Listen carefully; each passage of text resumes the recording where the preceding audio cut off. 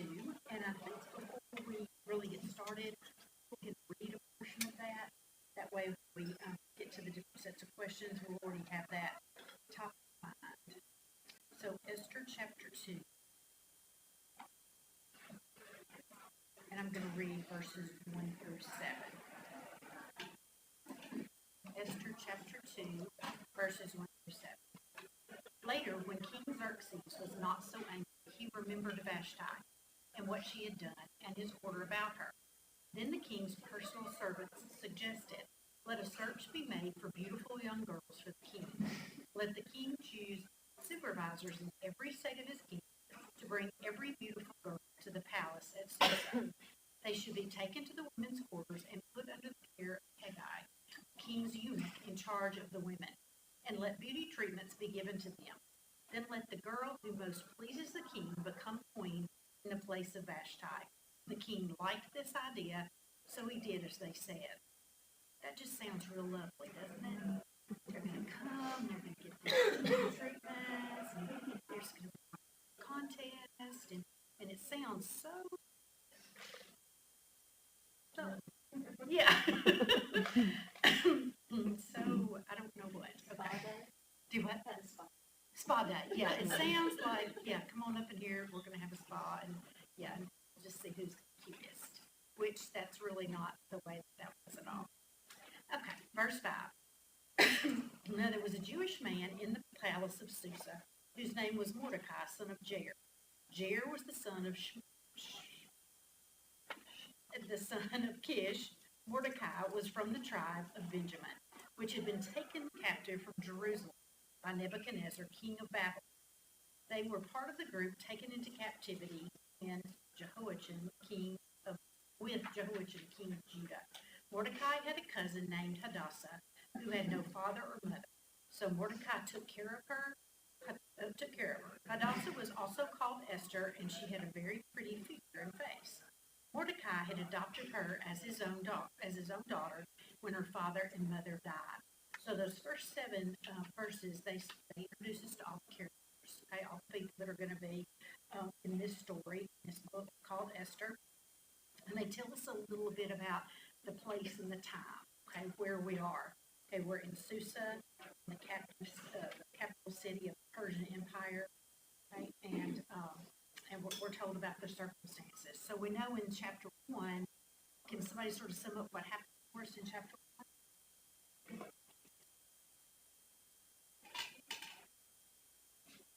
King Xerxes had a big banquet to show off all as well. He asked his queen Vashti to come before him. She refused. So he asked some people what he should do better. They said kick her out, and so he did. Okay. Yes. So it's this 6-month-long party excessiveness, right?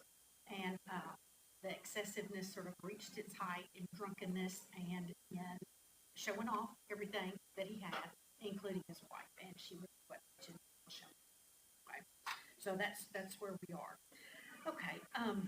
Some of the points that the author makes is that God desires to use you in whatever place or season you find yourself. So Esther, her uncle Mordecai, they find themselves at an unusual place in history.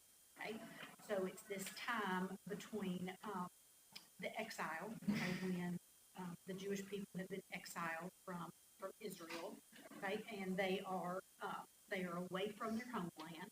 Okay, they're under the rule of Persia, under captivity. But it's also during that time where people are beginning to be allowed to go back to Jerusalem if they would like to. Okay, so it's that whole dysphoria period of time, which I had never heard that word until this. I'd never heard that word. Okay, so she goes on to say, we can start to believe the lie that God no longer has a place for us when the consequences of sin infiltrate our families or our closest relationships. Okay, but no matter where we find ourselves in our story, okay, in the story that God's laid out for us, God still has a desire to use us, and that's what happens with Esther. Okay, when she is in this foreign land, okay, God decides to use her.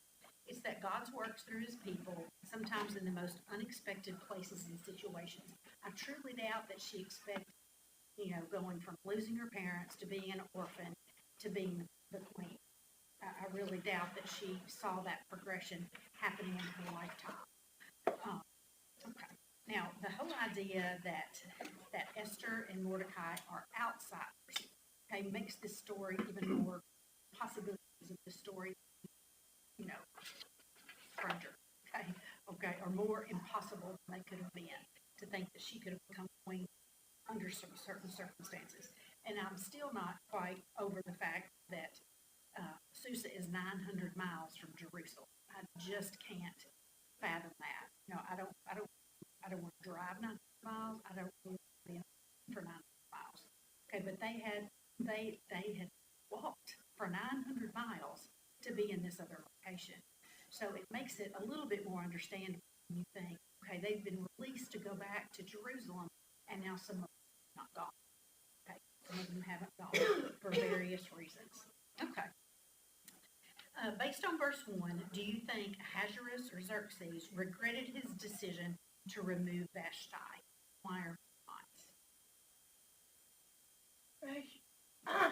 Because she didn't want to be seen, for one thing. Or do you think he regrets that decision? Thank you. Okay. I just think let's bring in some more. That's right. She's not here anymore. I'm all by myself. Wham, wham, wham. What am I going to do? Okay, bless my heart. Yeah, because he sent his queen away. Okay, so the text tells us that the Hebrew word here for remembered carries overtones of regret. So there's some element there that he's second guessing himself, second guessing his decision. And of course, his state of mind when he made that decision, everybody was watching him. Okay, all eyes were on him. His queen has been defiant. He is drunk. Okay, so not the best circumstances under which to make a life-changing decision. Okay. And my version said, when his fury had subsided. Taking stock. Yeah. Yes. What's the difference back then of a queen and his concubine? Because basically, The only difference I can see is that they're married, in some form or fashion of whatever they did. but I wonder what that allows her. The queen would have the title. Right. She would have the subject. She would have like everybody's favorite. The concubines kind of like in private. Like people knew about them and they knew of their status and they did not touch them or anything, but they didn't have the title or some of them didn't have the pedigree of queen. And children, any children the queen had were okay for the concubine. Good question. I mean, you just kind of. I just can't imagine, Well, and later, she had asked to have peace. So there's some, yeah. that whole extending his scepter, before the king said, Yeah. yeah, that's something. Yeah, think about a lot of times, queens just like sometimes a political move, That's true, for getting to. like two kingdoms together or give somebody more power over one nation. So she's more like a figurehead than everybody else, probably like a slave. Or something that he chose, something he desired. Well, but the way he replaces her, though, it's not like just talking all first.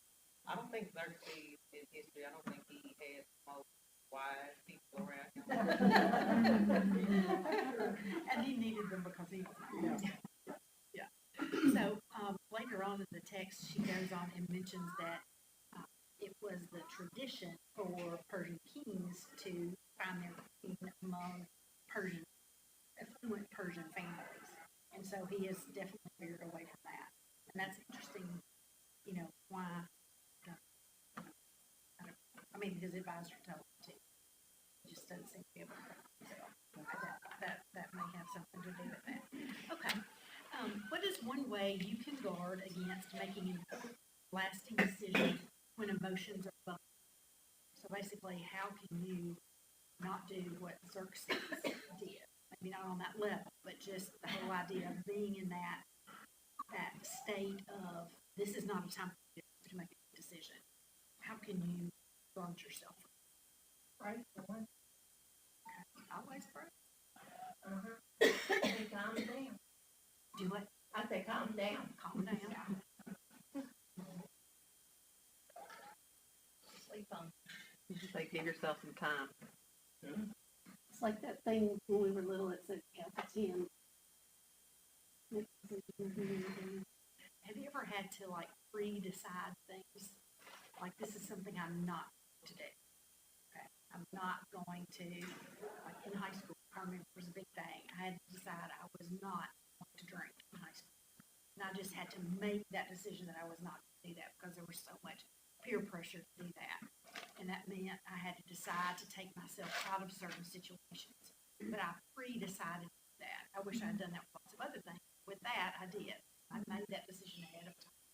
So sometimes it takes messing up and making a rash decision or a decision where your emotions are heightened, okay, to bring yourself back down and be like, okay, I'm not going to do that again, right? The way I'm not going to do that again is I'm going to decide that I'm not going to let my emotions rule. Okay, I'm going to give myself time to calm down and sleep on it, count to 10 and all those kinds of things. Because there are times where I've responded, when my emotions were heightened, and I wish that I had. Okay, and hopefully that decision to not allow that to happen again, hopefully I'll remember that. I always keep quiet, and I told Jake a long time ago, I said, if I'm quiet, you'll know I'm mad. He got that a lot on the way to church tonight.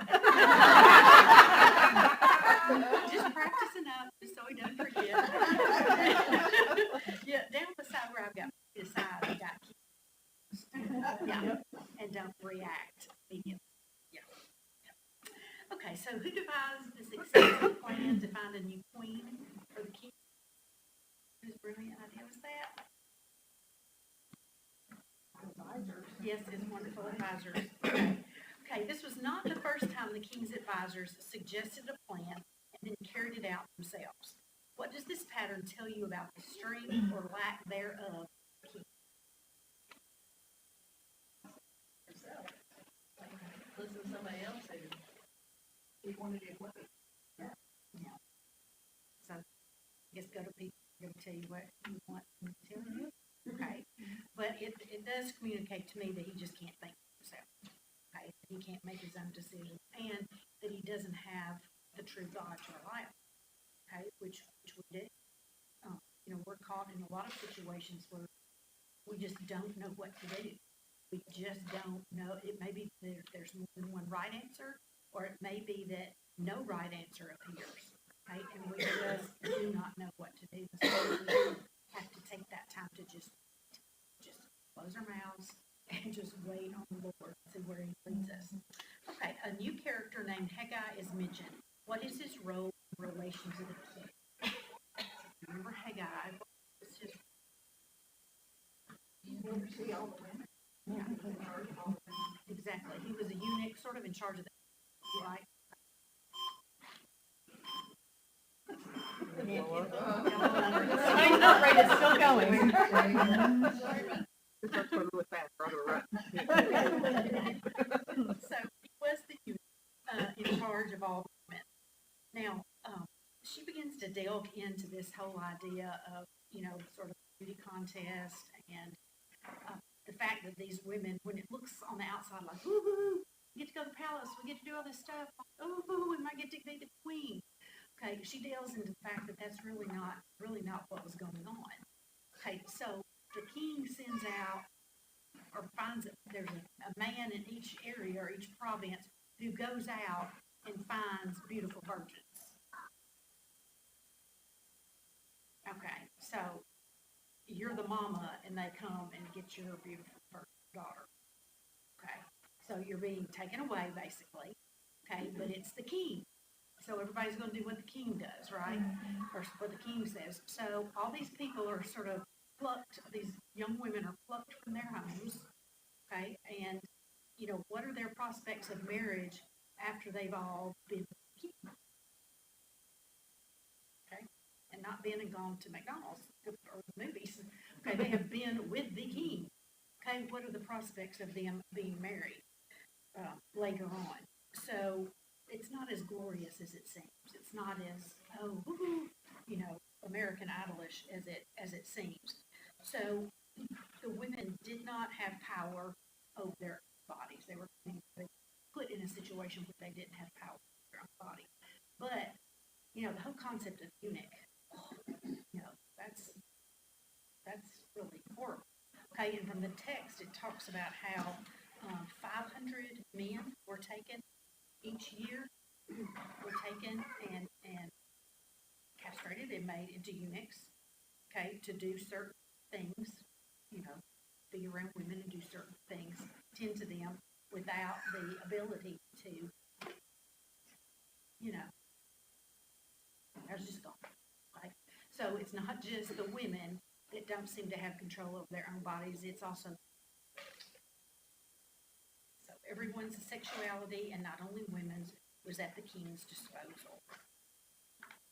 So when we see things like in fairy tales or in books about kings and queens and the castle's so beautiful, and it is such a fairy tale because that's just not the way that it was.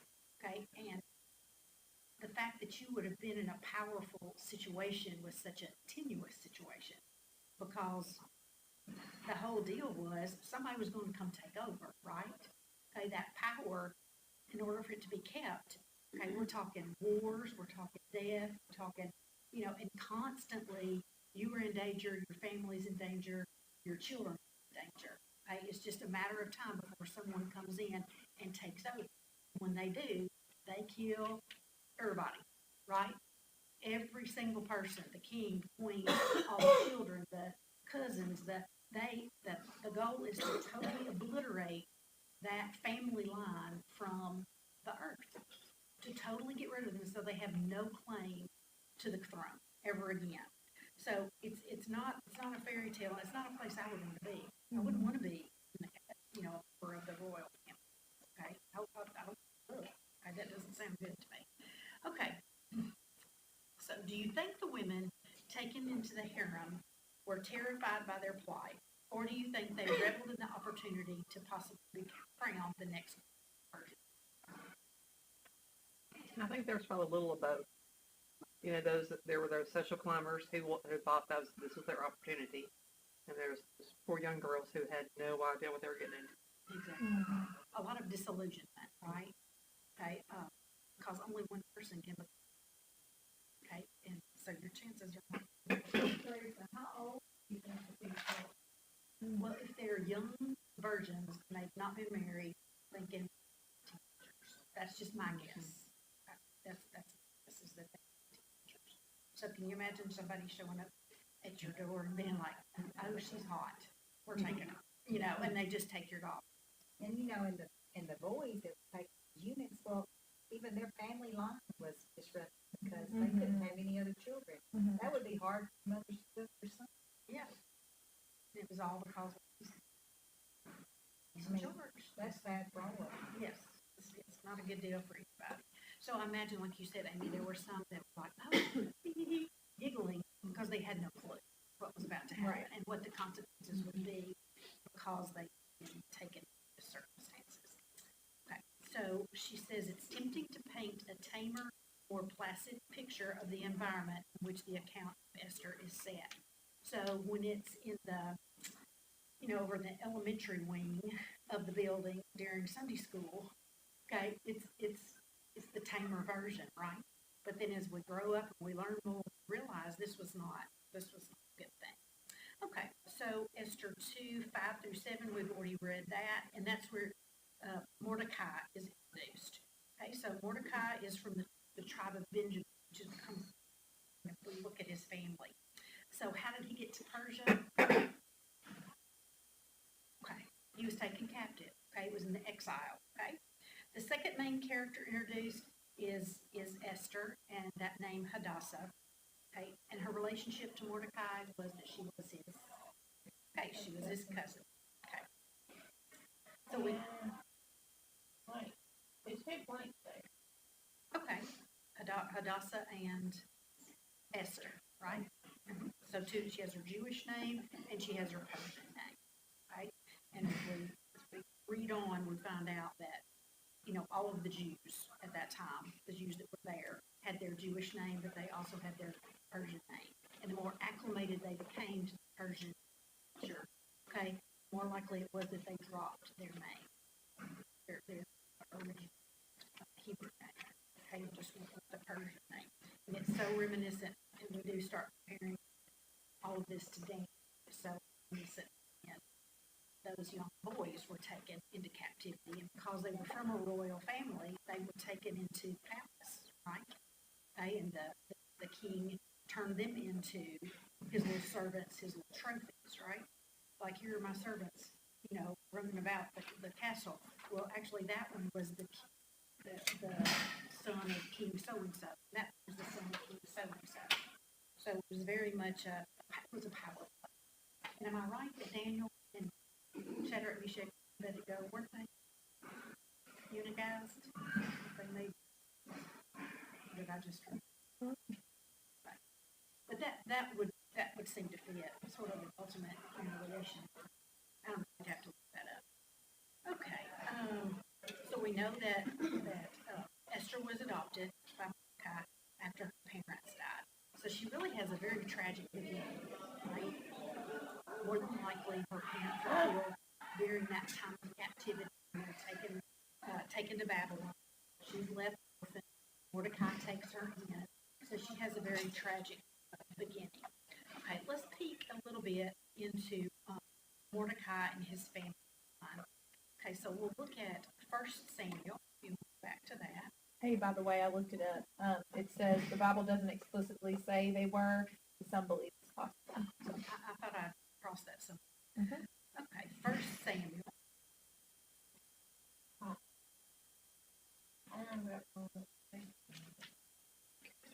Well, we are on the top of page 43. Okay, we're going to read 1 Samuel chapter 9, verses 1 through 2. Kish, son of Baal, from the tribe of Benjamin, was an important man. Baal was the son of Zeror, who was the son of Becharath, who was the son of Aphath of Benjamin. Kish had a son named Saul, who was a fine young man. There was no Israelite better than he. Saul stood a head taller than any other man in Israel. If we go to chapters, okay, and down to verse 1 and 17. Samuel took a jar of olive oil and poured it on Saul's head. He kissed Saul and said, "The Lord has appointed you to lead his family." Down to 17 and 24. Samuel called all the people of Israel to meet with the Lord at Mizpah. He said, "This is what the Lord, the God of Israel, says. I led Israel out of Egypt. I saved you from Egypt's control, from other kingdoms that were troubled. But now you have rejected your God. He saves you from all your troubles and problems, but you said, 'No, we want a king to rule over us.' Now come, stand before the Lord in your tribes and family groups." When Samuel gathered all the tribes of Israel, the tribe of Benjamin was picked. Samuel had them pass by in family groups, and Matra's family was picked. Then he had each man of Matra's family pass by, and Saul, son of Kish, was picked. When they looked for Saul, they could not find him. They asked the Lord, "Has Saul come here yet?" The Lord said, "Yes, he's hiding behind the baggage." So they ran and brought him out. When Saul stood among them, he was a head taller than anyone else. Then Samuel said to the people, "See the man the Lord has chosen. There was no one like him among the people." Then the people shouted, "Long live the king." So Kish fathered a son named Saul, and Kish's son was from the tribe of Benjamin.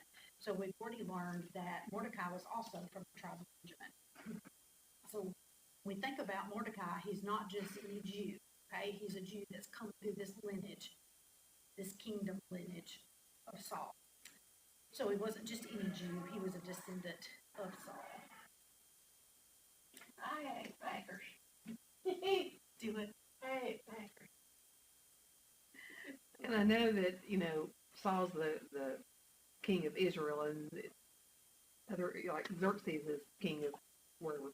But when the people wanted their king, God said, you know what comes with a king? He's going to take your sons and your daughters. And, he gave them that whole long list of all the things that not only their king would do, but all kings would do. And that's what they ended up putting out. Second Kings, read that too. Second Kings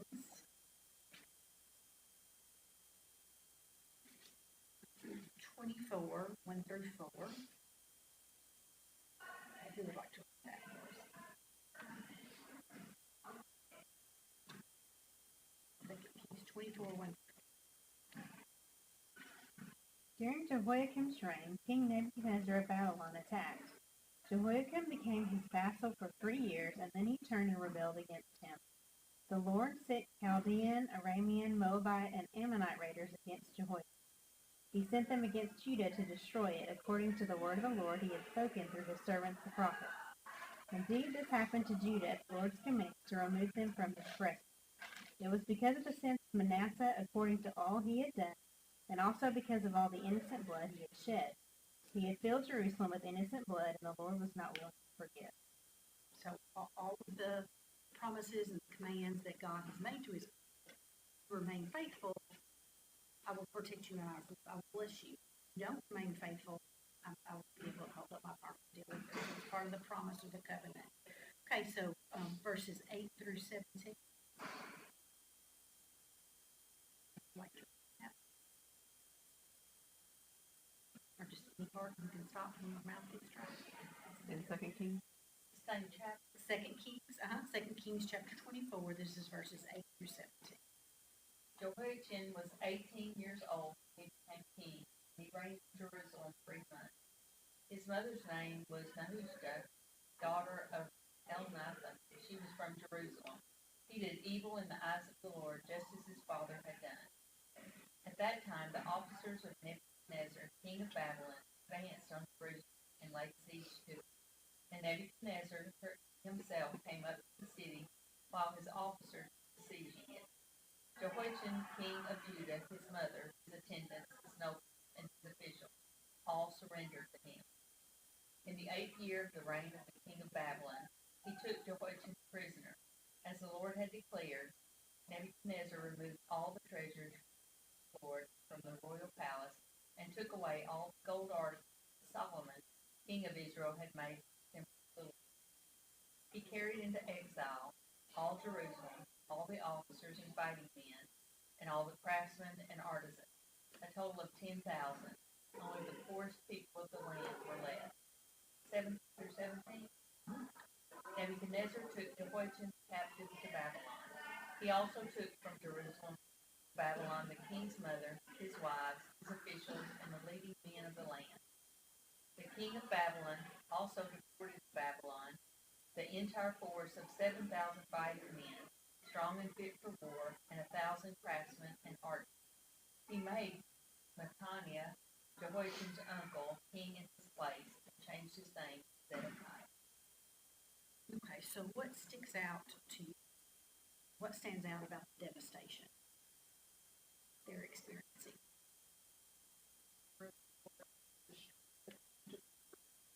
Okay, according to the word of the Lord, he had told them this would happen, okay, and they just didn't believe it. Okay, just like sometimes we think, oh, that could never happen, or that could never happen, this could never occur, and he told them that it would. They continued these ways. What else stands out to you? Took all the best. They took, They took all the best. okay, all the best of everything, and the best of what was The temple especially, which was like their holy, place. So they wanted to make a statement that they were eradicating that as well. right. And I think that's what it's all horrible and terrible. When I think about the temple, and I guess the phrase always sticks out to me, the desecration of the temple. Okay, it was desecrated. It was totally dishonored. It was destroyed. It was ripped of everything. And this was the dwelling of the presence of God, right? Israelite people. So all of that has been totally disrespected, dishonored, and brought to an end. Everything that was a visible representation of their faith was destroyed and was gone. Okay, that would be totally devastating. Okay, nothing was ever the same for Israel after the exile. Some Israelites returned to rebuild their decimated decades later, while most remained scattered abroad as Jews. But life never went back to the way things were. And when go to Jerusalem today, you see that. You see the ruins of the temples and you see that this land that was once great and lush and blessed by God, now it's not. Right? It's not. There's continual disruption of life in that whole area of the country, and all of this was prophesied way back. So it just brings all of that to light. Okay. With each successive generation, presumably more and more customs were lost, and more assimilation into Persia's culture became a reality. So the further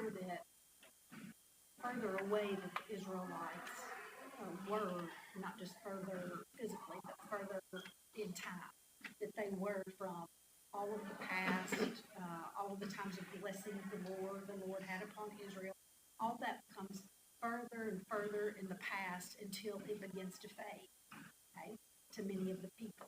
So a lot of the reason that some of them didn't go back was it was just like it was this time they grasped, which is very, very, very sad. Okay, we're over on page 44, and there's a question here I totally didn't understand. How was Mordecai's adoption of Esther? How does Mordecai's adoption of Esther contrast Ahasuerus or Xerxes' summoning of virgins? He was taking care of her. Yeah. Xerxes, Okay. opposite. He was out of That's one I Xerxes didn't, was not. that's one I didn't understand. It took like, just right then. To get my head around that. I was like, how do you begin to compare those two? Okay, and I think one of the most beautiful things about Esther is that it's not about Esther. The book is named Esther, but it's not about her. Just like our lives. Okay, it's about Tammy's life, Nancy's life, but none of that's really about us, right? It's about God and what God plans to do through us, okay, how he plans to use us. So while God's never mentioned in the book of Esther, Mordecai's lineage is a direct reminder of God's relationship to his people. With those promises still hold for a people who resolutely turned their back on, been exiled into Babylonia, and remained in Persia, even after some may have had the opportunity to go home. Most important questions in the book of Esther that the book of Esther seeks to answer, and one we will still ask in our own form today: can God forgive me from my past sin? Can I still be used for his purposes, or have I lost my chance? Okay, that had to be the feeling of the people in exile. Will God, does he even blame us? Okay, can he still use me? Will he still use me? Are the wounds left from abuse and abandonment too much for the great physician to heal? Does the cross of Christ still apply to me? So I think we all, at one time or another in our lives, find ourselves feeling those feelings. So Romans 8, 1 through 4. So now, those who are in Christ Jesus are not judged guilty. Through Christ Jesus, the law of the Spirit that brings life made you free from the law that brings sin and death. The law was without power because the law was made weak by our sinful selves. But God did what the law could not do. He sent his own Son to earth, the same human life that others use for sin. By sending his Son to be an offering for sin, God used a human life to destroy sin. He did this so that we could be the kind of people the law correctly wants us to be. Now, we do not live following our sinful selves, but we live following the Spirit. So, being cleansed in the blood of Christ, okay, puts us in a state where, regardless of what sin may commit, how far we may be pulled away, okay, we can be brought back to Christ. Okay, he still wants to bless us. He still wants to keep us close. we've chosen to go away, to away, but he is still there for us. Okay, he's still there for us, and he can still use us. So how does Christ's accomplishment on your behalf minister to you, especially if you feel like you're in a distant place?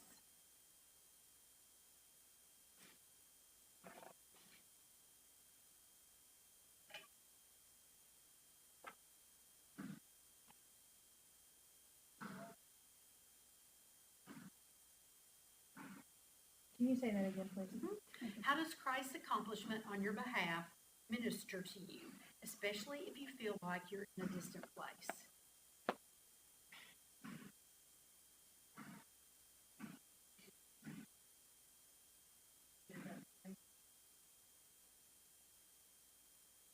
We're never outside of his reach, right? He's always right there. In my Exactly. And just the whole idea of that we can't save ourselves. Okay, there's no way you're going to be able to do enough good to make yourself safe in the first place. Okay, but he's done for me what I cannot do for myself. Regardless of how far we may feel like we've gone away, he's always there for us to return. So on to the second lesson, or day 2. This is salt and light assimilation. So this is interesting because as the Israelites, the Jews, do assimilate themselves into the society of Persia, they still have the opportunity to be salt and light. Okay? They still have the opportunity to do that. Okay. So oftentimes, Israelite women in the Old Testament were given names of plants. So Hadassah is not unusual. That was the Hebrew name of Esther. Look up Isaiah 41:19 and 55:13. So if somebody will take Isaiah 41:19, and somebody else will take Isaiah 55:13.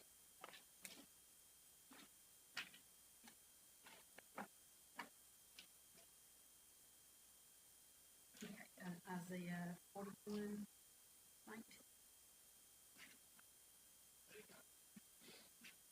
But in the desert, the cedar and the cane and the myrtle and the olive, I will set pines in the wasteland, the fir and the cypress together. So he's going to set the myrtle in the desert. What's that contrast like? Doesn't seem like it should thrive. No, it doesn't. Okay, just like it doesn't seem that Esther should thrive in this far away land of exile. Okay, 55. Where once there were thorns, cypress trees, where nettles grew, myrtles will sprout out. These events bring a great honor to his name. They will be an everlasting sign of his power and love. So, symbols of hope. Okay, we've talked about hope before. Hope is that confident expectation. Okay, so that we have hope, we have confident expectation for our salvation. You know, God's continued. God is that. He's promised that. Okay, through Christ. So really cool symbols and how out of place they look and how out of place Esther really was, even though she didn't be on the outside. Okay. So she was obviously, all of the Jews were obviously living between two worlds when they were in Persia. So do you ever have times when you feel like you're living between two worlds?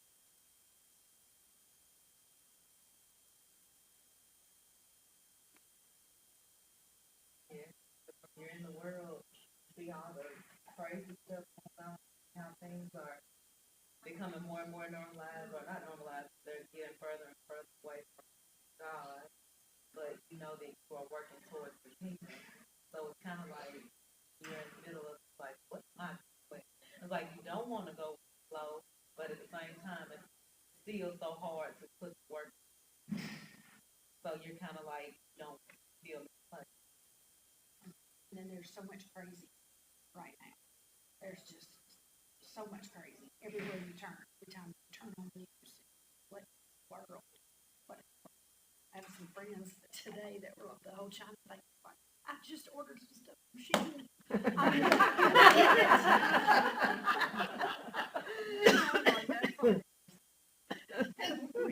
Anyway, I went to buy there's a play came in that, on the, where the department store, people's windows are getting broken out. So much. I just think this world's gone crazy. And it's, of course, I'm in and out of schools all the time, and just the difference in schools and education and what's going on in that part of the world is just so different than it was pre-COVID. I don't know, it just wrecked us, right? It just sort of devastated us, and we're still trying to cope with that. Okay. As Esther was gathered with the other women at the fortress of Susa, where was she taken? She was taken directly to the king's palace. Okay, detail everything we're told about Esther's environment, the people around her, and her daily life. Well, we know that she pleased Haggai, okay, the eunuch over the women. She was quickly given her beauty treatments and special food, as well as 7 servant girls. She was moved to the best part of the women's quarters. So, what was it about Esther that caused this to happen? For her to be sort of whisked, not just whisked into the harem, but whisked on up to the front of the line, sort of. I think she was beautiful inside and out, and that showed. And she didn't come in demanding and, saying, here I am, and that was recognized. I don't want to get ahead of the story, but, she gets to make some choices later on, and she's just like, well, whatever you choose is going to be fine with me. And I always used to tell my 4th graders, I said, it'd be like going into a big closet, where you could pick anything. And I said, I'm sure some of those women were in there snatching, and Esther went in and said, whatever you think I should do is what I'll do. And so I just think she had an inward beauty as well as an outward, which I'm sure came from God, but it set her apart. So, when it shows her raising for Mordecai, too, he was selfless and adopted her. He raised her where she listened to him. She did what he said. Don't tell who you are. And he obviously raised her godly. And there had to be some strength from their heritage, yes. Even though they're in a foreign land, is of the kings, right? So holding true to not being assimilated so much into the culture, but holding true to what God wanted for His people, that has to be shining through, so that there's not just this physical attractiveness to her. There's something else much more attractive. She had, this is not the way she was raised, what she was there for. It's totally opposite of Like what? Yeah, she had to have. Everyone else is probably boastful. They would probably tell the king, well, I come from something. But here she is. She can't tell who she is. So that's probably like added to like the mystery of her. Like, who is this girl? She doesn't lead with who she is. Not that he would really care, because he would be over, everyone else. Like, but I'm from the hat. And I'm from the but she couldn't say that. So it probably added her humbleness, in a sense, and made him more drawn to her. She couldn't make any of those out claims, right? So whatever she had, I guess her inner confidence came from that inner assuredness she had, because they were child of God. I don't think I realized how long this beautifying it took. That's a lot of beautifying. Like this 12-month period of going through this whole process, and that's so much she was away from Mordecai. And I know Mordecai come to see her and checking up on her, but that's just a really long time for all these women to be away from their homes, just for him to pick time. Yeah, they're just young girls. Like they change a lot in a year. And there's got to be a allure to it. I mean, who wouldn't want to have massages and facials? But we don't necessarily know that it was all. I mean, That's true. you think about some of the things that And stores that they had a diet, like they had a special diet that they had to adhere to and all of that. Yeah, I'm thinking if somebody's picking massaging upon me, facializing me. That's sort of where I am now. I don't think I'm gonna be in a harem. But you think about like some of the old things they would do, like I don't know how old they expect to know now that everybody's like, oh, snail use and it keeps your skin like just think if I had to have somebody put snails on my face as a beauty regimen, I would just die. It's not worth it. Absolutely not. Okay, so there was definitely something about Esther that causes her to gain the faith of Haggai, okay, and the several girls that are working with her and helping her. So it does help us reminisce on other folks in the Old Testament who also found themselves in places where they received favor, maybe places where they also didn't expect themselves to be, just like Esther doesn't expect herself to be, but they gain favor. So, and one of those is Joseph, okay? And there's quite a bit of reading, so I'm just going to read some of this for us. But if you want to follow along, it's in Genesis 39, 20 through 23. 39, I didn't realize how late it's getting. So Potiphar arrested Joseph and put him into the prison where the king's prisoners were put. And Joseph stayed there in the prison. The Lord was with Joseph and showed him kindness and caused the prison warden to like Joseph. The prison warden chose Joseph to take care of all the prisoners, and he was responsible for whatever was done in the prison. The warden paid no attention to anything that was in Joseph's care because the Lord was with Joseph and made him successful in everything that he did. So the very same thing holds true for Esther. God is with Esther and made her successful in everything that she did.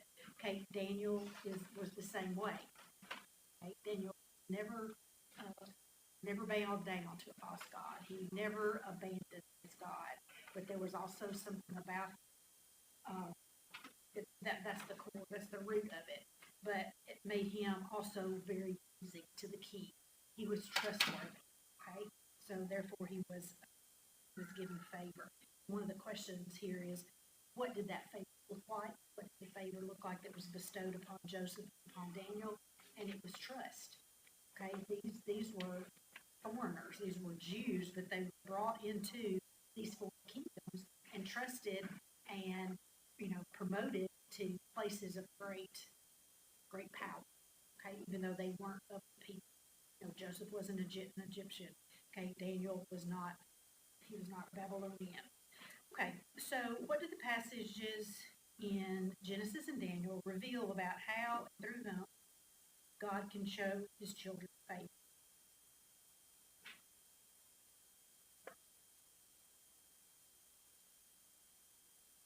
I think it just shows that if you trust in him, he can promise to whatever that looks like. Right. And whether that means you're like a Joseph or a Daniel, whether that means you're just like us, okay? But God has chosen you, give you favor in places that you want. It reminds me of Joseph, how Joseph, he forgave his brothers. He didn't blame his brothers. It's like God placed and didn't put that blame on them because he was doing God's work and he recognized that. That verse at the end of Genesis about you meant it for evil, but God used it for good. That applies to so many things that we go through. Like, man or mankind may mean something evil on us, but God turns it around and uses it for our good. Okay.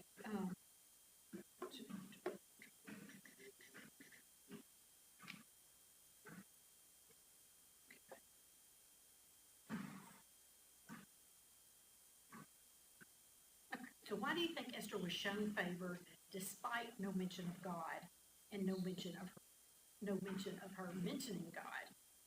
Well, basically just, she was a Jew. She was part of God's chosen people, and he chose her in this time and this space to use her to save his people. Okay. Let's go ahead and look a little bit at this whole salt and light. That she's got in this too. So let's look at Matthew.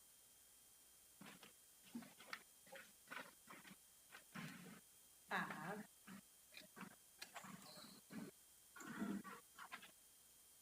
13 through 16. Matthew 5, 13 through 16.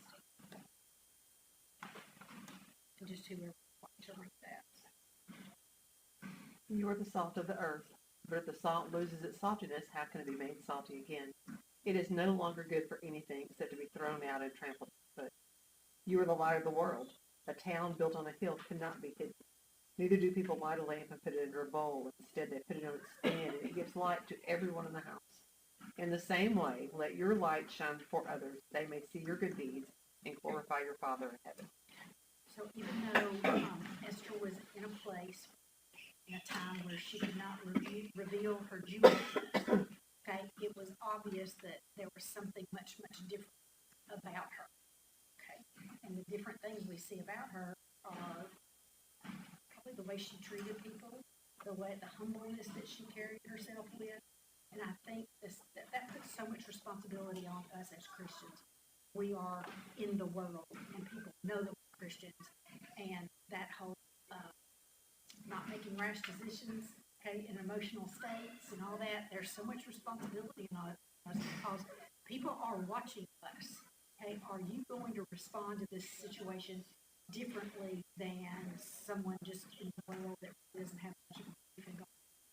Okay, are you going to handle this differently? Are you going to treat this person differently who did not treat you well? Are you going to speak kindly to this person who's not speaking kindly to you or of you or anything? And that is so hard, isn't it? It is so, so hard. I think a really hard thing is knowing when to speak up and when to set example to the speaker. It is. Because I was, and sometimes that's good. Having that wisdom, praying to God for that wisdom to know when that is. Okay, as salt and light, how are we to be distinct but engaged with the world? So basically we're to be in the world but not of the world. So what makes your life distinct from those around you who don't have the hope of Christ? Does your life look the same as everyone else's or different? What makes your life distinct from those around you?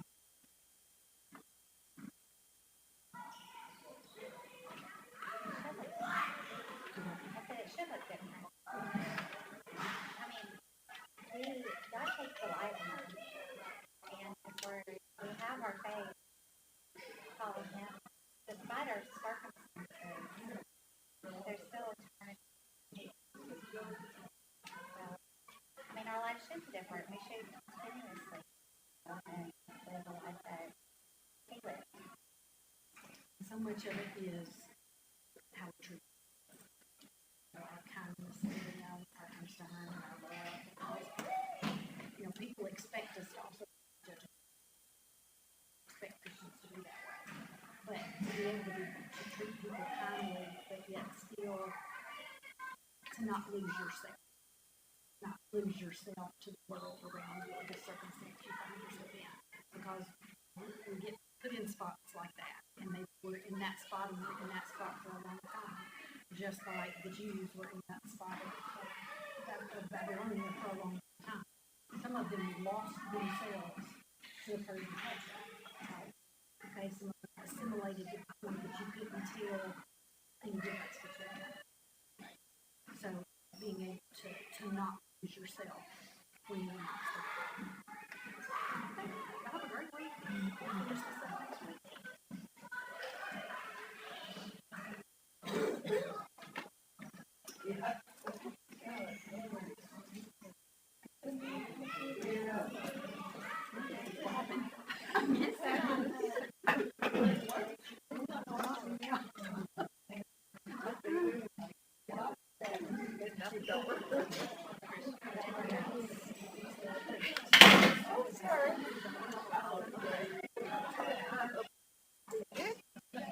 didn't know who was back there. How are you?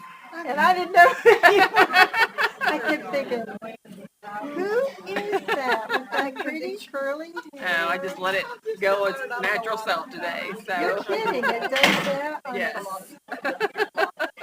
I washed my hair this afternoon, I blew it dry, and I came out to Johnny and I said, do you think I should just leave it like, my hair is just out like this. I have to do all kinds of stuff to tame it down.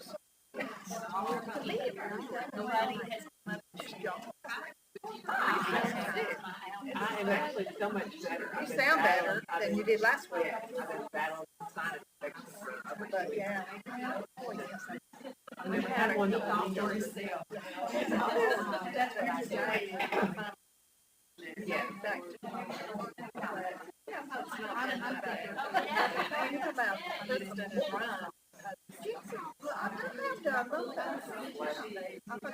I play a lot of games on my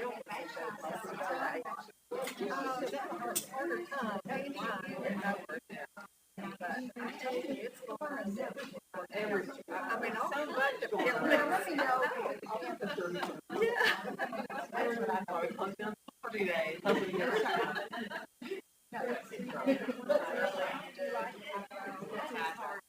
maybe not as mixed. Well, even Avery see, when I work one, I think they're doing this. I do one at Christmas. I like to do it online. That's what I'm doing. And so, yeah, I like those questions. Get one right. Just do the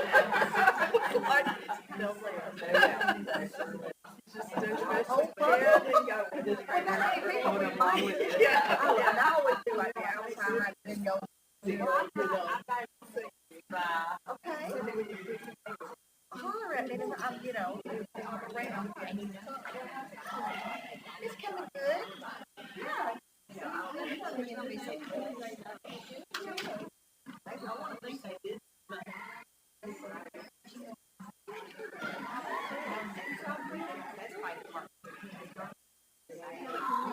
knee replacement. When she had it done.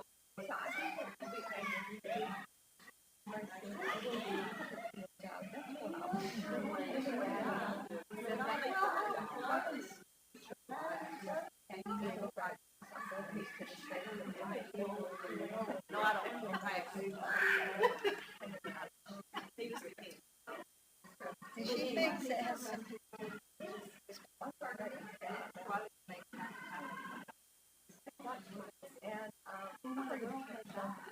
And then she told me, well, I know they might.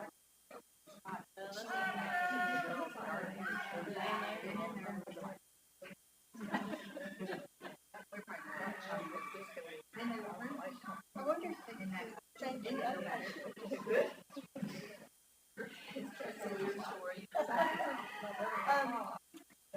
You know, they gave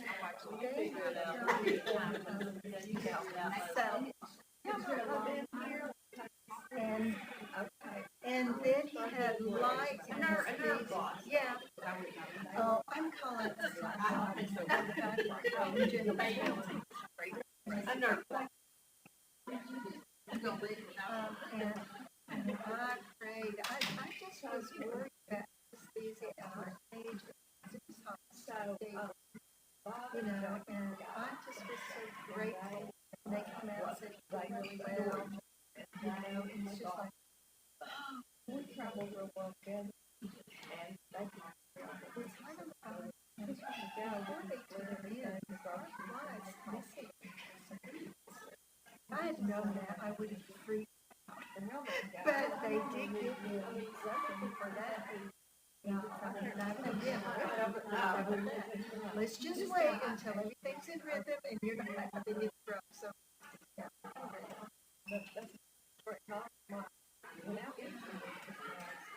yeah, I'm thinking it'll be that way for John.